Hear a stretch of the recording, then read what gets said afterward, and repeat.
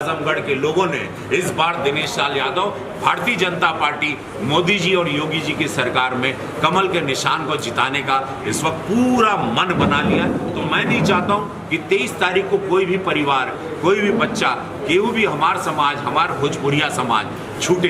एगो अपने भोजपुरिया समाज का लड़का आयल बा, एगो कलाकार बिरादरी का एगो गरीब लड़का नीचे से उठ के आयल बा, नाम कैले हमार छोट भाई। जैसे मैं यहाँ से गया और मैंने पूरे विश्व में नाम किया, दिनेश लाल यादव ने भी नाम किया। एक मौका बनना, उनको सांसद बन के आएंगे। जैसे मनोज तिवारी वहाँ पर काम कर रहे हैं, जैसे हमने गोरखपुर में काम किया और हम कर रहे हैं, उसी तरह मैं दावे के साथ आपसे कहता हूँ कि दिनेश लाल यादव भी काम करेंगे। उनको 2 साल का मौका मिलेगा, 24 में फिर चुनाव आएगा, लेकिन ये 2 साल या 14 महीना जो मिलता है उसमें देखिए दिनेश कितना काम करते हैं।